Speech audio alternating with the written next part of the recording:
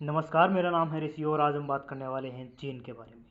Gene क्या होती है, एलील किसे कहते हैं, मॉडिफाइड एलील और अनमॉडिफाइड एलील जैसे टॉपिक्स को हम बेसिक से और डिटेल में स्टडी करने वाले हैं।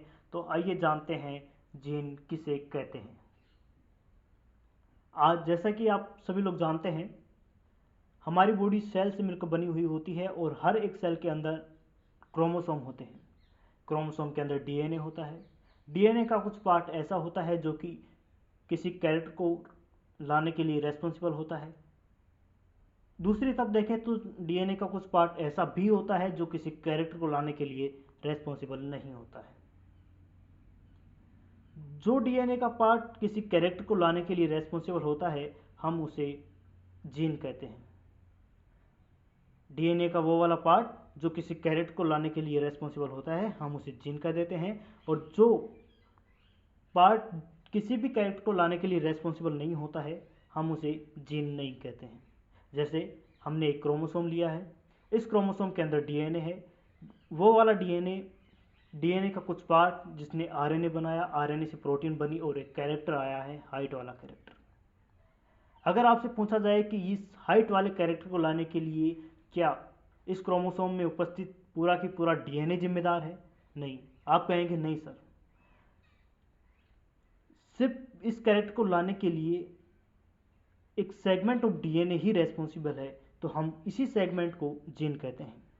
इसी डीएनए पर कुछ पार्ट ऐसा है जो किसी अदर कैरेक्टर को रिप्रेजेंट कर रहा है, हम उसे भी जीन कहेंगे। इस बात से ये जाहिर हो जाता है कि एक डीएनए पर बहुत सारी जीन प्रेजेंट हो सकती हैं, बहुत सारे कैरेक्टर को रिप्रेजेंट कर सकती हैं। आप इस बात का अंदाज़ा इस चीज़ से भी लगा सकते हैं कि ह्यूमन के अंदर जो सबसे छोटी जीन होती है, सबसे छोटा क्रोमोसोम होता है, वो वाई क्रोमोसोम होता है। और उसके अंदर 200 से अबव जीन होती हैं। मतलब आप कह सकते हैं कि वाई क्रोमोसोम 200 प्लस कैरेक्टर को लाने के लिए रेस्पॉन्सिबल होता है। और जो जीन है वो कुछ अलग नहीं, डीएनए ही है। ये बात भी आप समझे होंगे कि जो जीन है वो कुछ अलग चीज़ नहीं है, वो डीएनए ही है, लेकिन वो वाला डीएनए है जो खुद को किसी कैरेक्टर को लाने के लिए रेस्पॉन्सिबल बनाता है, वो वाला डीएनए है। इसीलिए केमिकल रूप से हम देखें तो जीन कुछ और नहीं, डीएनए ही है। ओके, लेकिन ये बात भी यहाँ पर जाहिर हो जाती है कि पूरा की पूरा डीएनए जीन नहीं होता है, लेकिन जितनी भी जीन होती हैं वो डीएनए होती हैं। तो आइए आगे बात और करते हैं। आगे बात आती है कि मेंडल साहब जो थे वो कभी भी जीन वर्ड का यूज नहीं किए थे। जीन वर्ड जॉनसन साइंटिस्ट ने बाद में दिया था। उससे पहले मेंडल जीन के जगह फैक्टर या एलिमेंट वर्ड यूज किया करते थे। और इसकी डेफिनेशन अगर देखें कि जीन क्या है, तो segment of DNA that is responsible for any character, या फिर अदर लैंग्वेज में हम देख सकते हैं कि segment of DNA that generally synthesize RNA and protein. क्योंकि कैरेक्टर को लाने के लिए डीएनए को खुद को एक्सप्रेस करना पड़ता है। खुद को डीएनए से आरएनए बनती है, आरएनए से प्रोटीन बनती है, मतलब खुद को एक्सप्रेस किया है तभी वो किसी कैरेक्टर को ला रहा है।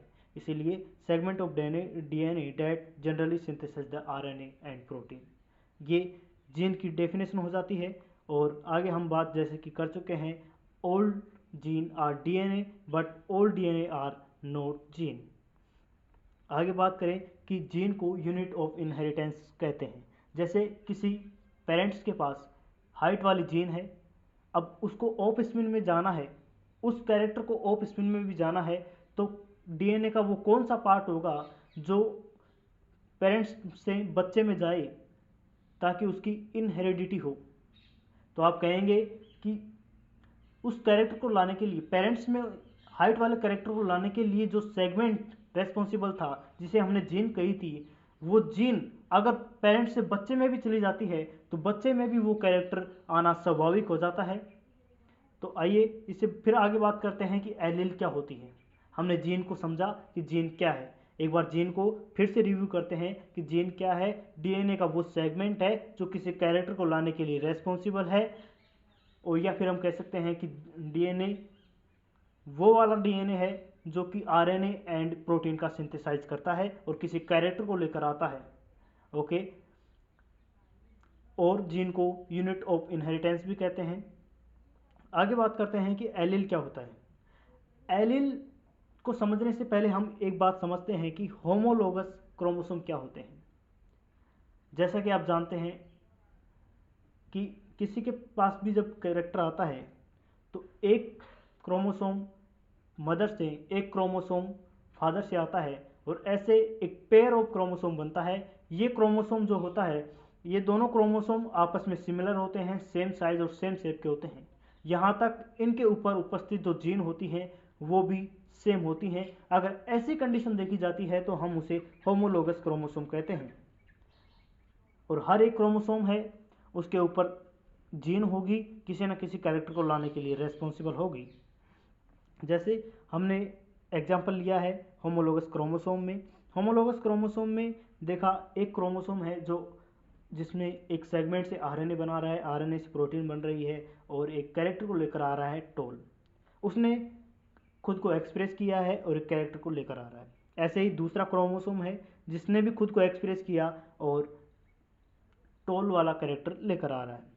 लेकिन समय बीतता रहा और एवोल्यूशन होता रहा, जिसके कारण एक क्रोमोसोम जो था वो आज भी पहले की तरह खुद को एक्सप्रेस कर रहा है और एक कैरेक्टर को लेकर आ रहा है। लेकिन जो दूसरा क्रोमोसोम था उसके अंदर कुछ ऐसा म्यूटेशन हुआ कि वो आज वो वाले कैरेक्टर को नहीं लेकर आ रहा है जो पहले वो कैरेक्टर को ला सकता था। इसीलिए आज हम उसे कहेंगे कि वो मॉडिफाइड हो चुका है, आज वो बदल चुका है, आज वो खुद को एक्सप्रेस नहीं कर पा रहा है। इसीलिए हम उसे कहेंगे रिसेसिव एलील, क्योंकि वो आज कैरेक्टर को रिप्रेजेंट नहीं कर रहा है, आज उससे आरएनए नहीं बन पा रहा है, आज उससे प्रोटीन नहीं बन पा रही है, खुद को एक्सप्रेस नहीं कर पा रहा है, तो वो कैरेक्टर नहीं आ पा रहा है जो कैरेक्टर पहले उससे आया करता था।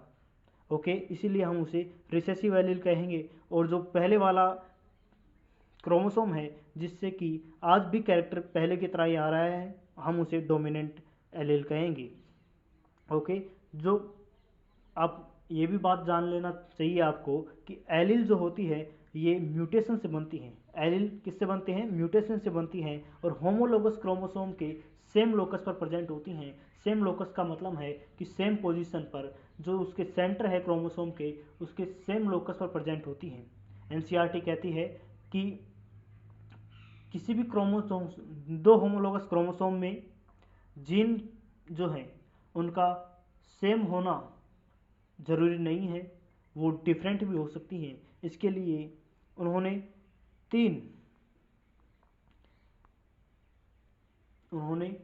तीन केस लेकर समझाया है। उससे पहले हम इन डेफिनेशन को देख लेते हैं कि मॉडिफाइड एलील और अनमॉडिफाइड एलील क्या होती है। मॉडिफाइड एलील वो है जो कि इवोल्यूशन के टाइम म्यूटेशन के कारण अपने आप को बदल लिया और वो पहले वाला कैरेक्टर उनके पास नहीं आ रहा है जो कि पहले उनके पास था। और मॉडिफाइड एलील को हमने समझ लिया। अनमॉडिफाइड एलील क्या होता है? जो पहले से चला आ रहा है, जो ओरिजिनल है, जो वाइल्ड है, जैसा पहले था आज भी वैसा ही है, अपने आप को एक्सप्रेस कर रहा है और एक कैरेक्टर को लाने के लिए जिम्मेदार है। जैसे कि एक कैरेक्टर को लाने के लिए जिम्मेदार है, वो आज भी पहले की तरह खुद को एक्सप्रेस कर पा रहा है, मतलब खुद डोमिनेंट है। और मॉडिफाइड के अंदर एक म्यूटेशन हो चुका है जिसके कारण वो खुद को एक्सप्रेस नहीं कर पा रहा है और वो वाला कैरेक्टर नहीं ला रहा है, इसीलिए उसको हम रिसेसिव एलील भी कहते हैं। जो अनमॉडिफाइड एलील होते हैं वो generally unmodified allele is dominant allele होते हैं, क्योंकि आज भी वो उस कैरेक्टर को लाने के लिए रेस्पॉन्सिबल हैं। जबकि मॉडिफाइड एलील जो हैं वो जनरली रिसेसिव होते हैं, क्योंकि उनके अंदर म्यूटेशन हो चुका है, वो आज आरएनए बनाने की कंडीशन में नहीं है, वो प्रोटीन नहीं बना सकते हैं, इसीलिए जो पहले वो कैरेक्टर लेकर आ सकते थे उस कैरेक्टर को आज वो नहीं ला पा रहे हैं। ओके, एनसीईआरटी में इन तीन केस को बहुत अच्छे से समझाया गया है, हम उसे यहाँ पर समझने की कोशिश करते हैं। वो वाला क्रोमोसोम ले रहे हैं जिस क्रोमोसोम में मॉडिफिकेशन हो चुका है, जिसके अंदर म्यूटेशन हुआ था, वो आज तीन तरीके से काम कर सकता है। जैसे पहला केस ले कि जो मॉडिफाइड एलील है उससे आरएनए बना है, आरएनए से प्रोटीन बनी है, और प्रोटीन से जो एंजाइम बना है वो या तो नॉर्मल एंजाइम बना है या लेस एफिशिएंट एंजाइम बना है। यहाँ पर एनसीईआरटी ये भी कहती है कि पहले वाले केस जिसमें नॉर्मल एंजाइम या लेस एफिशिएंट एंजाइम बनता है उसकी प्रोबेबिलिटी बहुत ज़्यादा होती है। नॉर्मल एंजाइम बना है या लेस एफिशिएंट एंजाइम बना है तो खुद को एक्सप्रेस कर पा रहा है ये आज, और आज भी ये खुद को एक्सप्रेस कर पा रहा है, लेकिन कैरेक्टर को आज भी वही कैरेक्टर लेकर आ रहा है, लेकिन उससे थोड़ा कम कैरेक्टर लेकर आ रहा है, लेकिन कैरेक्टर आज भी वही लेकर आ रहा है कि जो अनमोडिफाइड यदि टोल कैरेक्टर लेकर आ रहा है तो मॉडिफाइड एलील में जो नॉर्मल एंजाइम बना है वो भी टोल ही लेकर आ रहा है, लेकिन थोड़ा सा लेस एफिशिएंसी के साथ लेकर आ रहा है।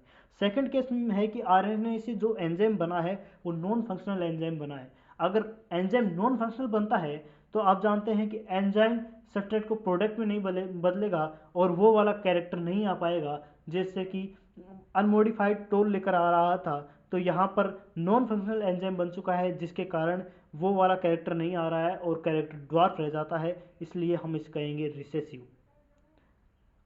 और तीसरा केस जो है वो ये है कि आरएनए से जो एंजाइम बनना था वो एंजाइम बन ही नहीं पाता है, कोई एंजाइम नहीं बन पाता है, एंजाइम नहीं बन पाता तो सब्सट्रेट को प्रोडक्ट में बदल ही नहीं सकता, जिसकी वजह से वो जो अनमोडिफाइड में कैरेक्टर आ रहा था टोल वाला वो कैरेक्टर नहीं आता है और व्यक्ति ड्वार्फ रह जाता है। इसीलिए कह सकते हैं कि ये रिसेसिव कैरेक्टर को रिप्रेजेंट कर रहा है। इनसे कंक्लूजन अगर देखें तो कंक्लूजन ये है कि जो फर्स्ट वाला केस है उसमें नॉर्मल एंजाइम बनता है, इसीलिए वो मॉडिफाइड और अनमोडिफाइड दोनों बराबर होते हैं क्योंकि वो सेम कैरेक्टर को रिप्रेजेंट करते हैं। जबकि सेकंड एंड थर्ड वाले कैरेक्टर जिसमें नॉन फंक्शनल एंजाइम बनता है और एक में एंजाइम ही नहीं बनता है, उनमें अनमोडिफाइड एलील और मॉडिफाइड एलील एक दूसरे के बराबर नहीं होते हैं, क्योंकि अनमोडिफाइड एलील आज टोल कैरेक्टर को लेकर आ रहा है जबकि मॉडिफाइड एलील है वो आज रिसेसिव कैरेक्टर को लेकर आने लगा है, इसीलिए वो दोनों बराबर नहीं है। आई होप आपको यहाँ तक समझ में आया होगा। Thank you guys. अगर वीडियो अच्छा लगा हो तो शेयर करें, सब्सक्राइब करें। Thank you. मिलते हैं अगले वीडियो में।